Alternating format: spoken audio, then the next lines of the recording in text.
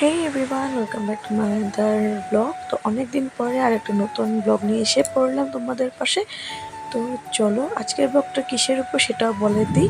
আর প্রথমে জিনিসগুলো দেখে নাও, তারপরে আমি সব এক এক করে তোমাদের সাথে সব কথা বলছি। তো দেখো, ঠাকুরের জন্য একটা শাড়ি এনেছি। আর এদিকে ঠাকুর ঘরে অনেক কিছু দরকার ছিল, যেগুলো ফর্দতে ছিল সেগুলো এনে দিয়েছি সব পাপা। এরপর আমি যেহেতু সন্ধ্যার সময় জিনিসগুলো আনা হয়েছে, মানে 8টার পরে, তো আমি কি করেছি, আমার কাপড়টা চেঞ্জ করে ঠাকুর ঘরে ঢুকে সব কিছু আয়োজন করে নিচ্ছি। তো দেখো, ফল টল ধুয়ে টুয়ে পান টান সব কিছু ধুয়ে আমি রেখে দিয়েছি। আর এরপর আমি আমার পছন্দের কাজ, যেটা বলে ফেব্রিক কলকার্ড, করতে বসে পড়েছি। কলকার্ড তো বলবো না, কারণ কলকার্ড এটাকে বলে না, এটাকে শুধু আলপনের বলতে পারো। কলকার্ড আরেকটা হয়, তো সেটা আমি করিনি। আর অ্যাকচুয়ালি ফার্স্ট টাইম না আমি এরকম মানে ফেব্রিক দিয়ে কাজ করছি, তাও পাকাতে। তো হাতের সাথে সাথে মানে কি বলবো, মনটা একদম কাঁপছে। কারণ কি, আমি ফেব্রিক দিয়ে সবসময় অন্য কিছুতে এরকম ড্রেসে করেছি, স্লেটে করেছি, কিন্তু আমি এরকম পাকাতে প্রথমবার করছি। তারপর আমার তুলিটা সেটা ছিল না যেটা দিয়ে মানে করা যায়। আমি একদম পাতলা তুলি নিয়েছিলাম, তার জন্য আমার অনেক অসুবিধা হয়েছে। এরপর দেখো, ছোট্ট একটা সরস্বতী মা কেটে আমি এই যে স্লেটটাতে লাগাবো। আই হোপ তোমরা একটু বুঝতে পারছো, মানে গেস করছো কিসের জন্য আমি এত আয়োজন করছি। তো তোমাদের আদরের রিশা হাতে খড়ি দিতে চলছে, মানে তো অক্ষয় তৃতীয়ার দিন আমি ওকে হাতে খড়ি দেবো। তো এই স্লেটটা আমি নিজে হাতে বানিয়েছি আমার মেয়ের জন্য, যেটা ছোটোবেলা আমাদের কোনো সময় ছিলই না। এখন তো এগুলো ট্রেন্ডিংও বলতে পারো, আর এগুলো অনেক সুন্দর, তাই আমি নিজেই কাস্টমাইজ করেছি। এরপর নেক্সট ডে মর্নিং দেখো, আমি 5টার সময় উঠে পড়েছি। উঠে আমি বাইরের ওয়েদারটা দেখে আমার মনে একদম খারাপ হয়ে গেছে। দেখতেই পাচ্ছ, দেখো কীভাবে কালো করে রেখেছে আকাশটা, চারিদিকটা পুরো কালো। তখন বৃষ্টি পড়ে নেই, তখন শুধু মানে বড় বড় ঠাটা দিচ্ছিল, আর চারিদিকটা পুরো কালো হয়েছিল। আমি আর মা উঠে পড়েছিলাম। এরপর দেখো পুরো বৃষ্টি শুরু হয়ে গেছে, তখন প্রায় বাজে 5:30। আর বৃষ্টি দেখো অঝরে পড়ছে। মানে মন খারাপ হয়ে যাওয়ার কারণটা হলো, কারণ এত কিছু আয়োজন করেছি, যদি পুরোহিত মশাই আসতে দেরি করে তাহলে অসুবিধা হয়ে যাবে, তার জন্য। তো দেখো 5:30 বেজে পড়েছে, আর আমি স্নান টান করে এসে পড়েছি। স্নান টান করে দেখো ঋষার পাপা আর ঋষা ঘুমাচ্ছে, আর আমি ঠাকুরঘরে ঢুকে পড়লাম 6টার সময়। তো বলে না, যদি তাড়াহুড়া থাকে তাহলে 5টা 6টা 4টা কিছু দেখা হয় না, ফটাফট সব কিছু হয়ে যায়। এরপর অল্প অল্প ঝিরিঝিরি বৃষ্টি পড়ছে, তাই ফটাফট গিয়ে আমি ছাতা নিয়ে ফুল তুলে আনলাম। আর ফুল তোলার কারণটা একটু জলদি করছি, কারণ জানোই তো ফুল চুরি করতে মানুষ সকালবেলা এসে পড়ে, তার জন্য ফুলটা বেশি করে উঠিয়ে নিলাম। এরপর ঠাকুর ঘরটা দেখো আমার পুরো মেসি হয়ে গেছে। আমি ঠাকুর বাসন ধুয়ে টুয়ে ঠাকুর ঘরে ঢুকে পড়লাম, কারণ ঠাকুর দিয়ে তারপরে আমি বসবো ঠাকুর পূজা করতে। এরপর দেখো, আজকে যেহেতু অক্ষয় তৃতীয়া শুভক্ষণ, তো গুরুদেবকে সিন্নি টিন্নি দিয়ে আমরা আজকের দিনে মা সরস্বতীকে পুজো দিয়ে ঋষাকে হাতে খড়ি দেওয়াচ্ছি। তো বাড়িতেই দেওয়াচ্ছি, কারণ সরস্বতী পূজার দিন আমাদের পাশের বাড়িতে যে দুটো পূজা হয় সেটা হয়নি, তার জন্য। আর ঋষা তো যে জানোই, তোমরা দেখোই হয়তো ভিডিওর মধ্যে, যে বা অন্য কিছুতে, বা যারা সামনে দেখো তারা, ও কারোর কোলে যায় না। তো যদি সরস্বতী পূজার দিন আমি কারোর বাড়িতে গিয়ে দিতাম, তাহলে হয়তো ও অনেক কান্নাকাটি করতো, তার জন্য আমি আর কিছু করিনি, বাড়িতে করে নিয়েছি। এরপর দেখো, মা আর মেয়ে মিলে দুজনে ইয়েলো ড্রেস পরে নিয়েছি, আর আমার লুকটা দেখে নিয়েছে, শাড়ি পরে নিয়েছি আমি।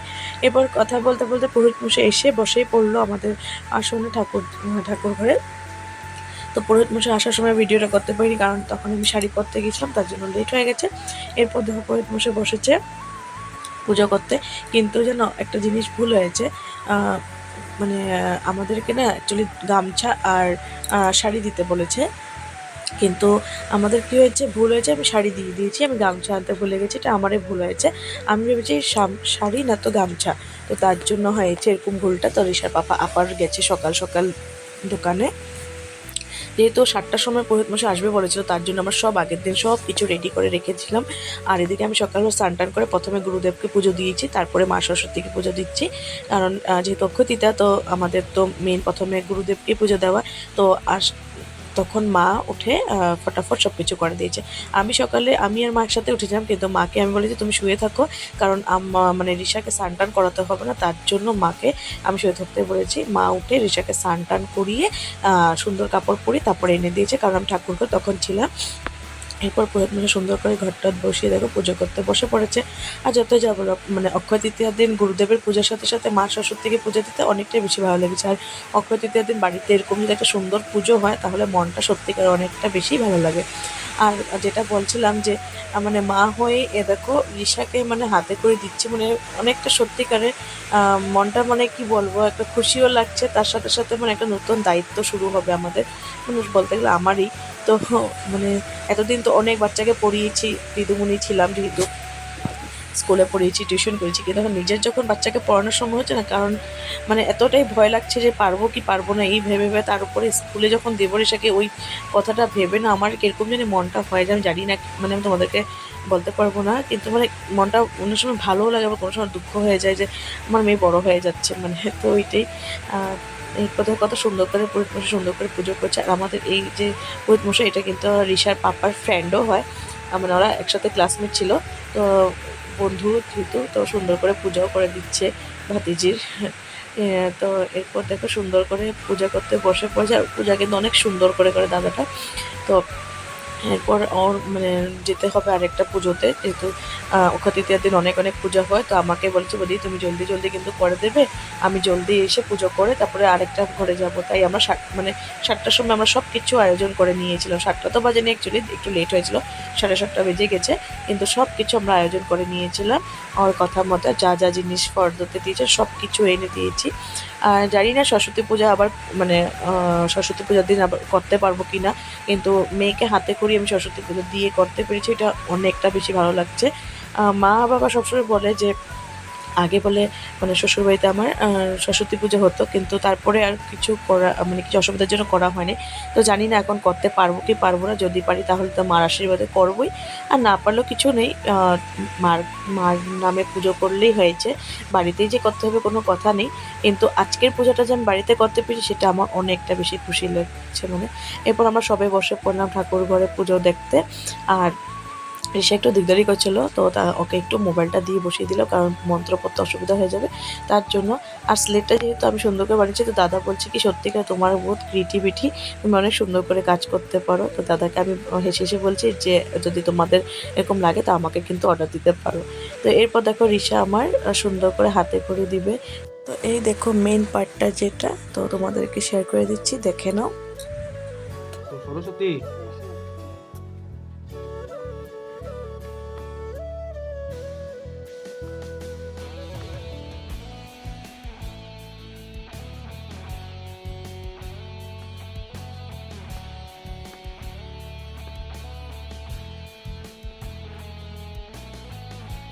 নমো, সরস্বতী দেবী নমো।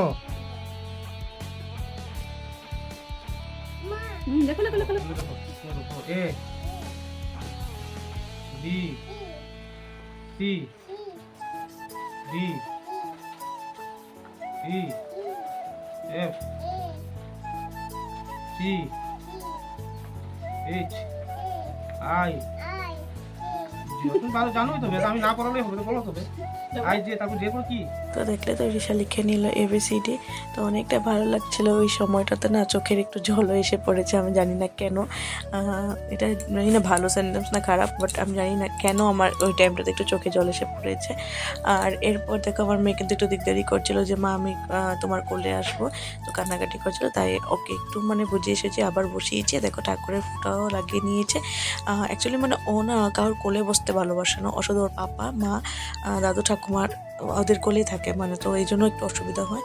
আর আর যেহেতু মানে একটু চেপে ধরে মানে লেখা ছিল না, তার জন্য ও মানে কি বলবো দিকদারি পাচ্ছিল, তার জন্যই ও মানে মা আমাকে ধরো মা আমাকে ধরো এরকম করে বলছে। এরপর আবারও ভালো করে পুজো টুজো করতে বসে পড়েছে, আর ওকে আমি একটু সরিয়ে দিয়েছি, আরও পুজো করে ঠাকুরকে প্রণাম করো, দেখো ঠাকুর আমার কোলে উঠে পড়েছে।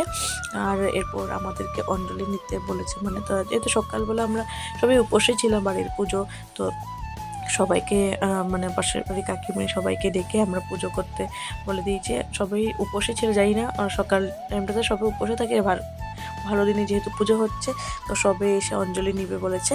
তো পূজাটা কিন্তু অনেক সুন্দর করে করেছে, মানে আমি কি বলবো, আর তোমরা দেখতেই পাচ্ছ হয়তো, অনেক সুন্দর করে পুজো করে দিয়েছে, এক একটা মন্ত্র স্পষ্টভাবে মানে করেছে, আর আমরা মানে বললাম না একদম গুড ভাইবসের মতন, মানে একটা অনেক ভালো লাগছিলো, পজিটিভ এনার্জি আসছিলো, মানে পূজার সময় তো এমনিও একটা পজিটিভ মানে ভাইবস থাকেই। কিন্তু আজকের দিনটা যেহেতু অক্ষয় তৃতীয়া, মানে আমাদের গুরুদেবের পুজোর দিন, তো সরস্বতী পূজা ওইটাতে আরেকটা আনন্দ হচ্ছে, মানে এক্সট্রা একটা আনন্দ হচ্ছে। তো আমরা তারপরে পুজো টুজো দিয়ে এরপর অঞ্জলি নেব। তো দেখে নাও আমাদের অঞ্জলির পার্টটা। নমো তদ্বিষ্ণু পরমং পদম সদা পুষ্পলিঙ্গ সুরয় নির্ভীব চক্ষুরারতম নম অপবিত্র পবিত্র বা সর্বাবস্থান গতদিবা যস্মরে কুণ্ডলী কাইত্যং সভার্য অবনীতি সূচি বিষ্ণু রাম হরি জয় জয় দেবী চরাচর সারে উচ্চযুগ সভ্যিতে মুক্ত হারে বিনা রঞ্জিতে পুস্তক হস্তে ভগবতী ভারতী দেবী নমো নিত্যং ভদ্রকাল্যই নমো নম বেদ বেদাঙ্গ বেদান্ত বিদ্যা নাহিব এবচ এতানি সচন্দন পুষ্প বিল্লপত্রাঞ্জলি নম সরস্বতী দেবাই নমস্তুতে নমো নম। তো আমাদের অঞ্জলি দেওয়া হয়ে গেল। এরপর ঋষা আমাদের সাথে বসেই যতটুকু বলতে পেরেছে ওয়ার্ডগুলো, সেইগুলো ওয়ার্ড বলে অঞ্জলিটা দিয়েছে। কারণ যেহেতু ওর জন্য পূজা, তো ওকে তো একটু তো শেখাতে হবে যে পূজার সময় কী কী করতে হয়। আর এমনি আমার মেয়ে পুজো পার্বণে একটু এসে বসেই আমার ভালো লাগে। আমি রোজ দিন যখন পুজো দিই ও তখনও এসে পুজো করে। এরপর আমাদের আরতি করা হবে ঠাকুরকে। তো দেখেন আমাদের আরতিটা।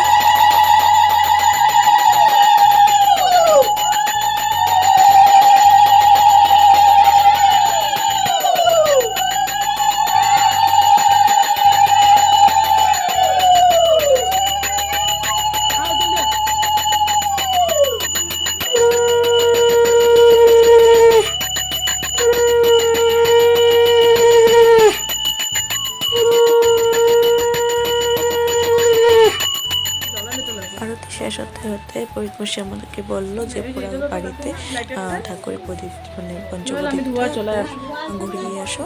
তো সেটাই নিতে আমি চলে যাচ্ছি।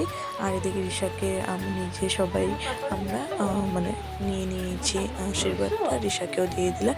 আর ঋষা যেন সবসময় মানে ধূপ থেকে আরম্ভ করে এই যে পঞ্চপ্রদীপ সবগুলো ধোয়া আমার মাথায়, মার মাথায়, আর বাবার মাথায় সবাইকে লাগিয়ে দেয়। আমি কোথায় যা বললাম, মেয়েরা একটু আলাদাই হয় বলে না, তো সেই রকমের এরপর পঞ্চপ্রদীপটা কি সুন্দর লাগছে দেখে। আর আমাদের পুজোটা কেমন হলো জানাবে ভিডিওটিতে। আর ভিডিওটি ভালো লাগলে লাইক কমেন্ট শেয়ার সাবস্ক্রাইবটা অবশ্যই করে দেবে। তো চলো পুরো পূজার জায়গাটা তোমাদেরকে একটু শেয়ার করে দিই।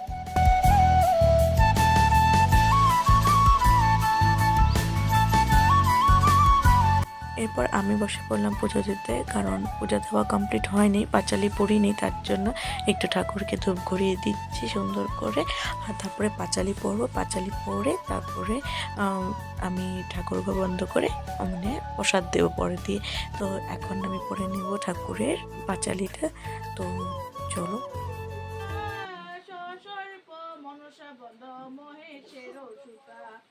অষ্টসিদ্ধি নবগ্রহ দশ দিকপাল বন্ধবর্ণ পঞ্চাশত পরম রসা। তো আমি পাঁচালি পড়ছিলাম, তখন মা একটু ভিডিও করে দিল। এরপর আমি পুজো শেষ করে ঠাকুর ঘর থেকে বেরিয়ে পড়লাম। ফাইনালি আমাদের পুজো শেষ হয়েছে, প্রায় 9:30 বাজে। তো এদিকে বাইরের ওয়েদার দেখো, পুরো বৃষ্টিতে সুন্দর করে পুজো হয়ে গেছে। ঠাকুর মশাই এসে পড়েছিল শাড়ি পরতে আমার তখন, তো তাই ভালো করে আর ভিডিও করা হয়নি। কিন্তু পুজো অনেক সুন্দর করে হয়েছে। এখন ঠাকুরের আশীর্বাদে ঋষা যেন ভালো করে পড়াশোনা করে, এটাই আশীর্বাদ চাই মার থেকে। তো চলো আজকে ভিডিও এখানেই এন্ড করছি। সবাই ভালো থাকবে, সুস্থ থাকে। আর হ্যাঁ, সবাই আমার ঋষাকে আশীর্বাদ করো যেন ভালোভাবে সুস্থভাবে থাকে, আর ও যেন ভালো করে পড়াশোনা করে। চলো আজকে দিনটা বাই বাই।